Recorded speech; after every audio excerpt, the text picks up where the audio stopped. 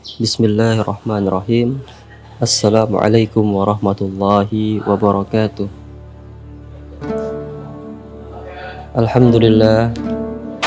Alhamdulillahi rabbil alamin. Nahmaduhu wa nasta'inuhu wa nastaghfiruh wa na'udzu billahi min sururi anfusina wa min sayyiati a'malina. May yahdihillahu fala mudhillalah wa may yudlilhu fala hadiyalah. Asyhadu an la ilaha illallah wa asyhadu anna Muhammadan abduhu wa rasuluh. La nabiyya wa rasulah ba'da. Amma ba'd.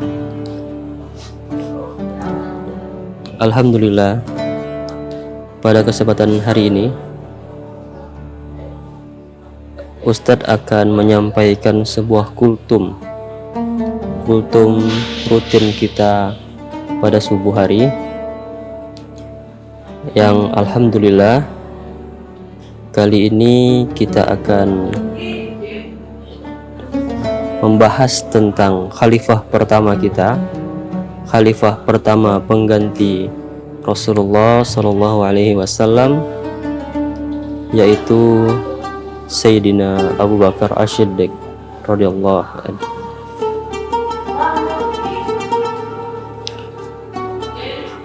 Abdullah bin Abu Quhafah, atau yang lebih kita kenal yaitu dengan Abu Bakar As-Siddiq, adalah salah satu pemeluk Islam pertama, salah satu sahabat utama Nabi, dan khalifah yang dibaiat setelah kematian Nabi Muhammad SAW, dan juga melalui putrinya Aisyah. Abu Bakar merupakan ayah mertua Nabi kita Muhammad SAW. Dengan kata lain, Nabi Muhammad adalah menantu daripada Abu Bakar As-Siddiq.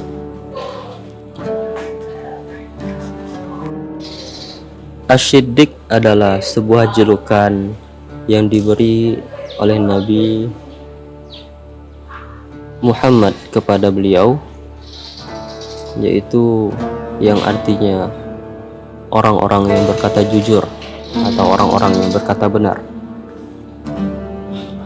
Dikarenakan sebuah peristiwa yang pada saat itu hampir setiap orang tidak akan mempercayainya, yaitu peristiwa Isra Mi'raj. Akan tetapi pada saat yang demikian, hanya ada beberapa orang, salah satunya Sayyidina Abu Bakar, yang mempercayai dan membenarkan apa yang telah terjadi kepada Nabi Muhammad SAW. Maka demikian Nabi memberi gelarnya yaitu As-Siddiq, orang-orang yang berkata jujur.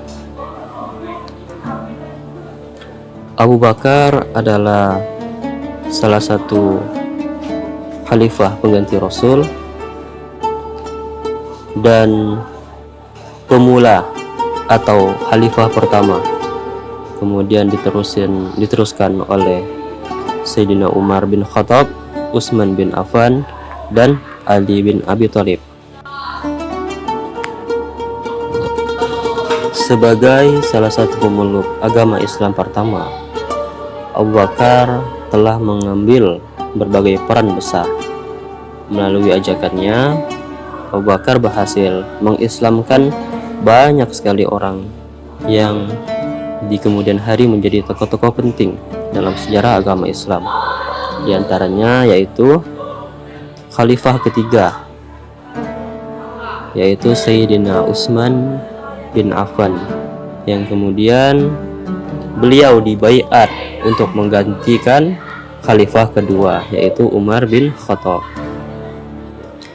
Abu Bakar juga turut serta dalam berbagai perang, di antaranya yaitu perang Badar dan perang Uhud.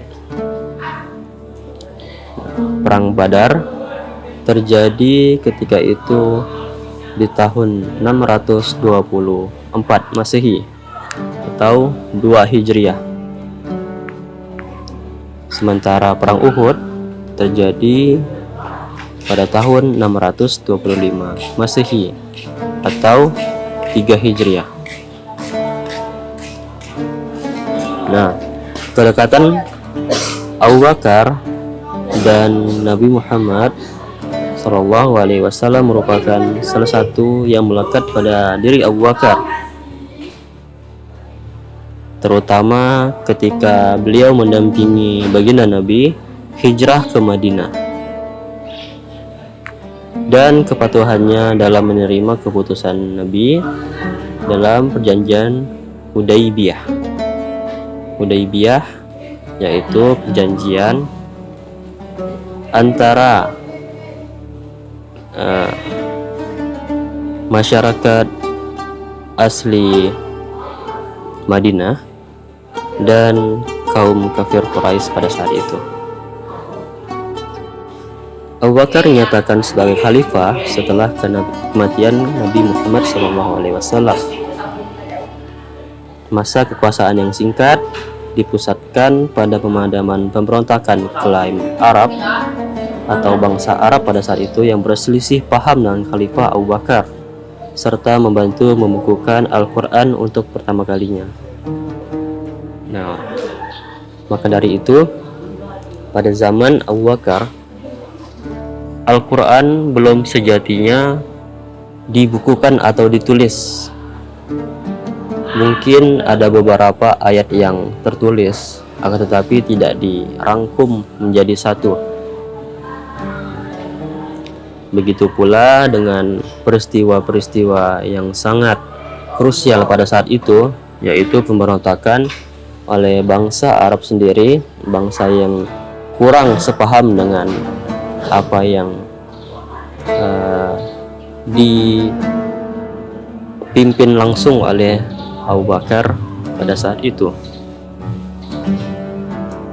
Karena pada saat itu banyaklah bergerak kelompok-kelompok pemberontak yang hendak melepaskan diri dari persatuan Islam yang baru tegak. Sebelum mengatur persiapan untuk memerangi pemberontak, Abu Bakar lebih dahulu hendak menyempurnakan angkatan perang di bawah Usamah.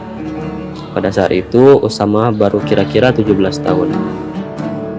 Kemudian Abu Bakar pergi ke tempat pemberhentian angkatan perang Usamah untuk melepasnya berangkat. Abu Bakar meminta Usamah untuk mengizinkan Umar tidak ikut berperang. Abu Bakar membutuhkan Umar untuk menemaninya dalam mengatur pemerintahan dalam negeri. Permintaan itu dikabulkan oleh Usamah. Ketika mereka akan berangkat, Abu Bakar berkata, "Jangan berkhianat, jangan memungkiri janji, jangan menganiaya jasad musuh yang telah mati, jangan membunuh anak-anak, orang tua, dan perempuan, jangan memotong batang kurma, jangan membakar, dan jangan menumbangkan kayu-kayuan yang berbuah. Jangan menyembelih kambing, sapi, dan unta, kecuali sekedar untuk dimakan. Kalau kamu bertemu dengan suatu kaum yang telah menyisihkan dirinya dalam gereja-gereja, hendaklah dibiarkan saja.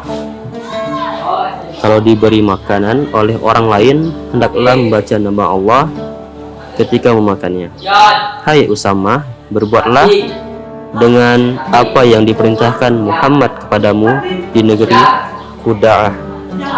Janganlah engkau lalai sedikit pun perintah Muhammad sallallahu alaihi wasallam," ujar Abu Bakar kepada Usamah pada saat itu.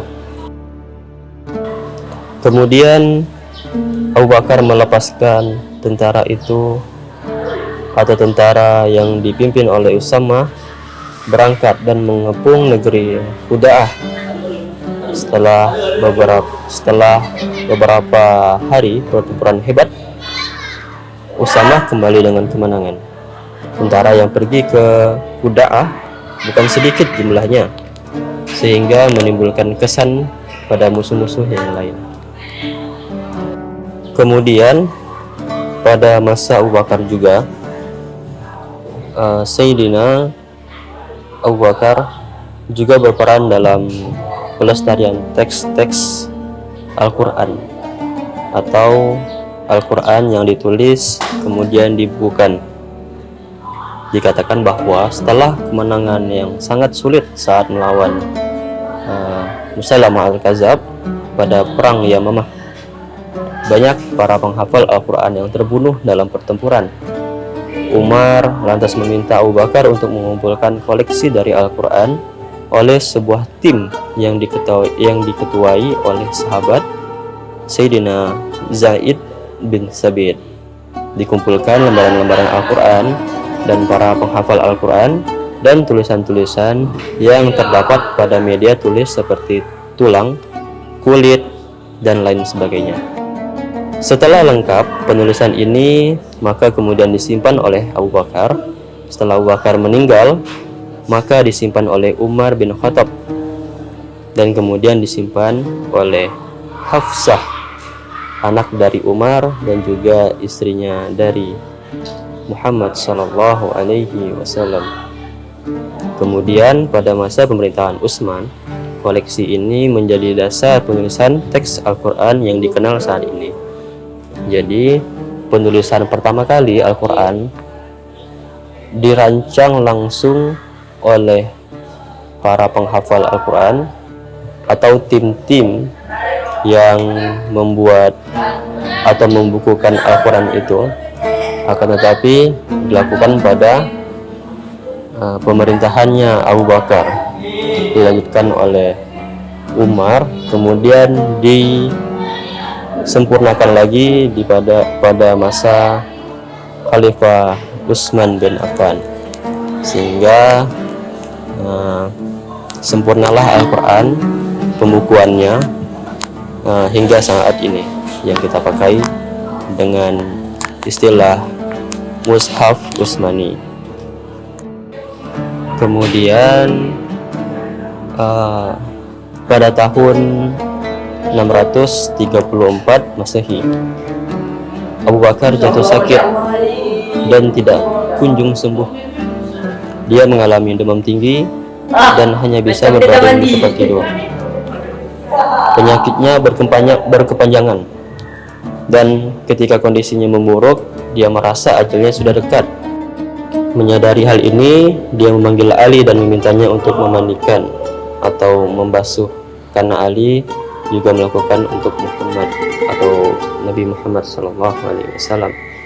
Abu Bakar merasa bahwa ia harus mencalonkan penggantinya agar masalah ini tidak menjadi penyebab perselisihan di kalangan umat Islam. Meskipun sudah ada kontroversi mengenai tidak diangkatnya Ali, ia menunjuk Umar untuk peran ini setelah mendiskusikan masalah ini dengan beberapa sahabat. Jadi ketika saat itu, sebelum Sayyidina Abu Bakar meninggal, beliau berwasiat kepada sahabat-sahabat tentang penggantinya setelah kematiannya. Jadi demikianlah beberapa biografi singkat dari khalifah pertama kita pengganti Rasulullah, yaitu Sayyidina Abu Bakar As-Siddiq. Semoga apa yang telah kita dapat hari ini akan menjadi pelajaran dan hikmah. Apa yang kita ambil dapat menjadi pedoman kita untuk sehari-hari. Demikian, hanya ini yang dapat saya sampaikan. Kurang lebihnya mohon maaf. Syukran alaihi wa minkum. Wassalamualaikum warahmatullahi taala wabarakatuh.